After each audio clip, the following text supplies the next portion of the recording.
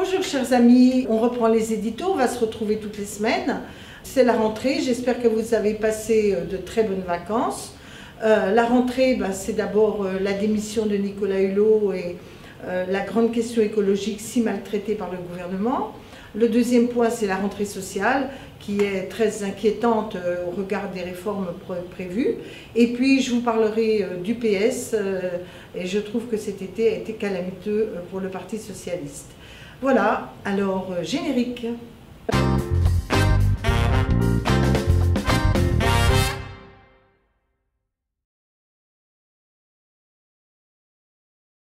La rentrée, ça a été d'abord la démission de Nicolas Hulot, démission fracassante, qui est assez intéressante à regarder parce que quand vous regardez l'argumentaire de Nicolas Hulot, on en retient deux choses. La première, c'est que le gouvernement ne fait rien, et voire même prendre des décisions négatives.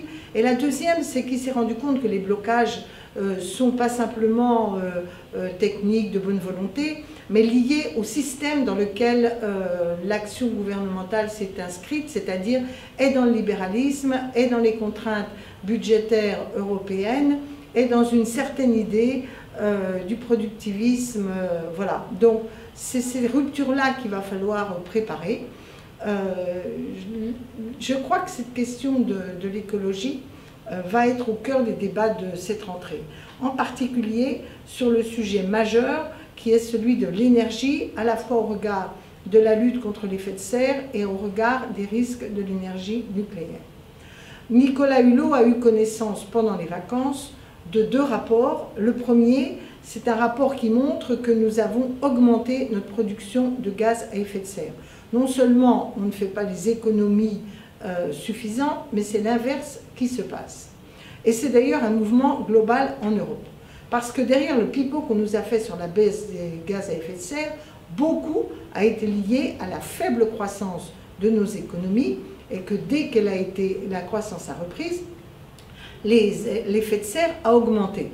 Ça veut dire que la conversion de notre croissance, la conversion de notre mode de production et de consommation n'a absolument pas été engagée et que du coup, et maintenant, quand on voit les prévisions qui étaient prévues à la loi de transition énergétique, ce qu'on appelle le schéma national de lutte contre l'effet de serre, on est en deçà des prévisions. Alors on aurait pu attendre que le gouvernement accélère les investissements pour les économies d'énergie, accélère la production d'énergie renouvelable. Ben non, c'est pas ça qui se produit, c'est que le rapport de l'administration dit qu'il faut baisser le niveau de nos exigences. Ça veut dire qu'on n'arrivera pas à atteindre, non seulement dans les 3 ans qui viennent, mais dans les 3 ans qui suivent et les 3 ans ensuite, le niveau, et à chaque fois, ils baissent les exigences. Donc, ce n'est pas la peine de signer l'accord de Paris si ce n'est pas pour tenir cela. Et Nicolas Hulot montre bien que ce n'est pas simplement, il y a bien sûr des engagements budgétaires, mais il y a une conception même de où sont les priorités économiques du pays qui est à mettre en cause. Le deuxième sujet, ça va être ce qu'on appelle le PPE, Programme prévisionnel d'énergie. Et là va se jouer l'arbitrage entre le nucléaire et les énergies renouvelables. Et on entend ici ou là des sirènes nous expliquer qu'on ne pourra pas se priver du nucléaire, donc certes on fermera certaines anciennes centrales, mais pour construire des nouveaux EPR. Je le dis tout net, je m'y opposerai. Autant on ne peut pas du jour au lendemain d'un claquement de doigts arrêter le nucléaire, autant on ne doit pas continuer dans cette filière. Et de l'autre côté, il faut pousser au maximum la recherche, l'investissement dans les énergies renouvelables et des filières françaises, nationales, qui soient capables d'en faire une force industrielle et pas simplement une contrainte. Voilà, tous ces débats là aussi devraient avoir lieu pendant l'automne. Sachez que j'y prendrai toute ma part au Sénat et ailleurs, mais vous, en tant que citoyen, donnez votre avis, participez, agissez.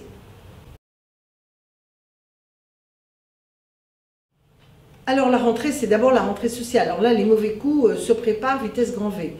Je ne vais pas trop détailler aujourd'hui, mais simplement vous dire qu'il y a deux grands sujets qui vont être là pendant toute l'année qui vient. En urgence d'abord, la remise en cause des allocations chômage et plus à moyen terme, parce que sans arrêt, Emmanuel Macron, qui voit bien que les Français ne sont pas d'accord avec sa réforme, c'est la réforme des retraites. Alors on va essayer de tirer, d'étirer, pour faire passer ça après les européennes, en croyant que les mauvais coups passeront mieux. Mais les syndicats sont vigilants. Il y aura d'abord une manifestation avec un grand nombre de syndicats, puisqu'il y aura Force ouvrière, la CGT, il y aura aussi les étudiants avec l'UNEF, le 9 octobre. Alors préparez vos baskets pour le 9 octobre, allez soutenir les organisations syndicales qui se mobilisent contre les reculs sociaux qui se multiplient et qui sont extrêmement alarmants.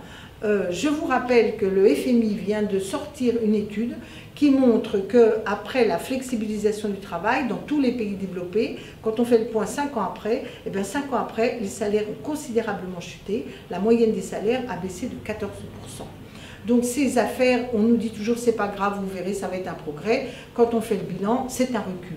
Rappelez-vous les premières retraites, les premières mesures de la retraite, on nous a dit mais non, c'est pas grave, et regardez maintenant, 5 à 10 ans plus tard, dans quel état nous sommes. C'est des bombes à retardement à moyen et long terme. Et moi, j'acquiesce au slogan du leader de Force ouvrière qui dit « La retraite par points, c'est le travail sans fin ». Mais je vous en ferai la preuve lors d'un prochain édito.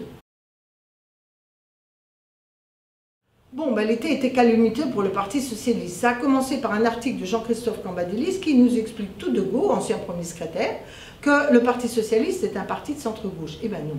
Moi, je n'ai pas adhéré à un parti de centre-gauche. Je suis membre du Parti socialiste depuis longtemps. Je suis pour un parti socialiste au cœur de la gauche, acteur de l'unité des forces de gauche et de progrès. Voilà. Et donc, si on veut nous faire passer la pilule de ce virage qui a déjà été entamé dans l'action, mais sans vouloir l'assumer et le dire, ce sera non. Dans la même veine, on a eu droit au Monopoly des candidatures socialistes, c'est à la recherche du candidat perdu. Le premier secrétaire nous a fait la proposition de Paul Magnette, qui est quelqu'un de très bien, un Belge wallon qui a essayé de s'opposer au CETA, au TAFTA, bon, mais qui finalement a accepté, mais qui est quand même quelqu'un de respectable. Mais simplement, le fond du problème, c'est qu'on est en train de nous faire un mécano, Moscovici peut-être en Grèce, alors, tout ça est tombé, a fait un flop. Mais qu'est-ce que ça révèle? Ça révèle que le Parti socialiste, en tout cas son premier secrétaire, a l'intention de faire une campagne sur le thème « Tous unis avec les sociodémocrates européens ». Ben moi, je le dis tout net, si on fait cela, on prépare l'échec non seulement électoral du PS, mais son discrédit durable dans la population française. Pourquoi? Parce que ces socialistes européens, d'abord, sont dans la confusion, ils sont partout en chute libre, pour une raison simple, cette confusion. En Allemagne, alliance avec Merkel, je ne soutiendrai jamais une liste où il y a des gens qui font alliance avec Merkel au regard des politiques qu'elle impose, d'austérité qu'elle impose partout en Europe. Et puis ailleurs, ils font, au terrain local, ils font des alliances avec les fachos, en Autriche, en Slovénie, en Slovaquie, et tout ça sans que personne ne dise rien. La réalité, c'est que ces courants sociodémocrates ont avalisé toutes les dérives prétendument social-libérales, en réalité totalement libérales, qui ont amené les peuples dans des reculs sociaux considérables, et que ces reculs sociaux considérables, comme l'histoire le montre, quand les peuples vont mal, quand ils ne voient pas d'avenir, quand ils sont dans la misère, ils sont égarés, et hélas, une partie d'entre eux se trouve à choisir les idéologies fascisantes. C'est ce qu'on observe. Eh bien, il faut rompre avec ça. Et qu'ils ne nous fassent pas le pipeau, si on veut rompre avec les politiques actuelles, c'est qu'on est contre l'Europe. Parce que qui c'est qui est en train de l'enterrer, l'Europe? Si ce n'est ceux qui ont validé tout ça. Tout explose de tous les bouts. Quand les gens ne respectent pas nos valeurs, c'est pas grave. Hein, par contre, le libre-échange, il continue. Donc, il est temps qu'au sein le mouvement socialiste et les socialistes français disent on ne joue plus à cela. C'est fini. On est sur une ligne politique, stratégique, alternative, différente, qui n'est plus celle qu'aujourd'hui le Parti socialiste européen avalise. Faut-il partir?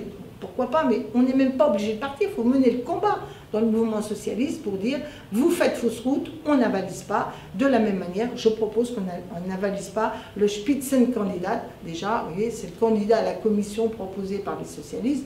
Donc tous ceux qui se profilent à l'horizon ne portent aucune espérance pour le monde du travail.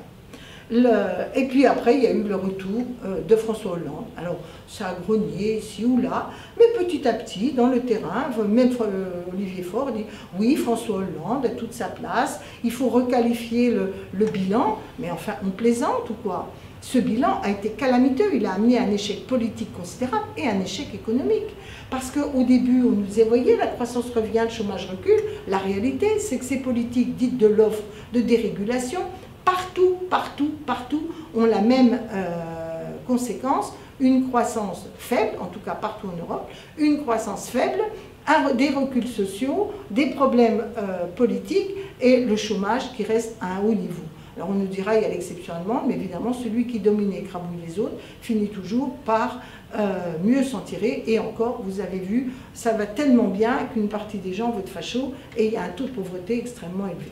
Donc voilà, donc soit le PS continue sur le « c'était pas si grave, il y a des choses bien », soit il engage quelques ruptures majeures pour ouvrir des temps nouveaux, pour ouvrir un nouveau cap stratégique qui rend possible l'unité des forces de gauche et ce que j'appelle depuis longtemps un nouveau front populaire, soit le Parti socialiste veut devenir un petit parti de centre-gauche qui avalise la ligne de François Hollande et ses comportements, et bien je dis ça c'est mortifère et nous sommes un certain nombre de gens qui pensent que le socialisme français ne doit pas se laisser engloutir dans le centre-gauche néolibéral ou dans la social-démocratie européenne qui a perdu ses couleurs et son âme.